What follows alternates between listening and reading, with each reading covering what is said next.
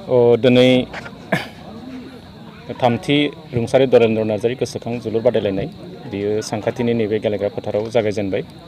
दिनैनि जागायजेननाय जि गेलेनाय बेयो सिसुपानि ओनसोलनिनो बाथौपुरि गामि भार्सेस जयन्तिपुर गामिनि गेजेराव बेयो सोलिगासिनो दङ। आरो दिनैनि जि जागायजेननाय हाबाफारि बे हाबाफारियाव गलाघाटनिफ्राय बाहागो लाफैदोंमोन कौशिक राजख'आ, बिथाङा SDSO आरो बिथाङा फर्मेलि दिनैनि नैबे जि गेलेनाय जोलुर बादायलायनाय बेखौ बिथाङा फर्मेलि बेखेवनानै होलांबाय।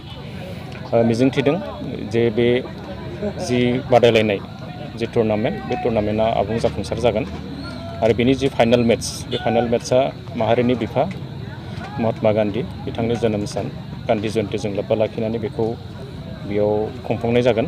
आरो बै खालि फाइनाल बादायलायनायाव आङो सानदों जे नैबे ओनसोल गलाघाट ओनसोलजों लोगोसे BTRनिफ्रायबो जोङो माखासे आलासि लिंनायनि बिदि दासिम साननानै दङ। जुदि गासिबो थिगानो थायोब्ला हयथ' बिथांमोनखौबो हांख्रायनाय जागोन।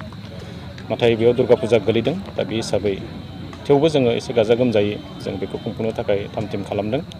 गासै 16 टिमा बेयाव बाहागो लादों आरो जों आसा थिदों बे थामथि रुंसारि दलेन्द्र नार्जारि बिथाङा आंनि बिफामोन आरो जों न'खरनिफ्राय जों बेखौनो साबायखर बावदों। बे गासै टुर्नामेन्टखौ बानजायदों सिसुपानि दख'रा दुलाराय बर' फरायसा आफाद, लोगोसे सानखाथि टाउन कमिटि जथायै बेखौ बानजायदों। आरो बेनि थाखायनो आं न'खरनि जानानै बे मोननैबो आफादखौ आङो साबायखर बावदों आरो आसा थिदों नैबे जि 16टा टिम बे 16टा टिमनि जि जोलुर बेयाव बादायलायनाय जागोन, टुर्नामेन्ट जागोन, बेयो बयनिबो गोसोखौ बोनो हानाय बेबादि बेयाव जों टुर्नामेन्ट नुगोन, जों बेखौ मिजिंथिदों। दिनैनि जि मेट्च बेबो जोबोद समायना रमायना जादोंमोन आरो जोबोद मोननैबो टिमाबो स्ट्रंमोन, जों बेखौ दा नायगासिनो दङ।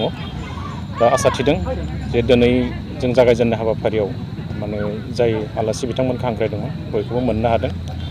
खौसेथि बर' सुबुं आफादनि गाहाय नेहाथारि पिताम्बर ब्रह्म बिथाङाबो बेयाव बाहागो लाफैदों। बेजों लोगोसे गलाघाट जिल्ला बर' थुनलाइ आफादनि गाहाय नेहाथारि गपिनाथ हाज'वारि, गलाघाट जिल्ला दुलाराय बर' फरायसा आफादनि आफादगिरि नीलेश्वर ब्रह्म, गाहाय नेहाथारि प्रदीप बसुमतारी बिथांमोनाबो बाहागो लादों आरो जिल्ला आफादनि दैदेनगिरि बिथांमोना। बेजोंनो लोगोसे जोंनि गलाघाट जिल्लानि गुबुन गुबुन आफाद फसंथाननि दैदेनगिरि बिथांमोनाव बाहागो लाफैदों।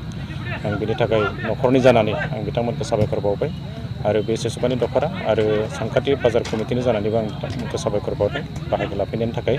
दा जों बेखौनो मिजिंथिदों जोंनि नैबे गामियारि ओनसोलाव जे जोलुर गेलेनायाव जाय माने गोसो गुदुं माने सेंग्रा लाइमोन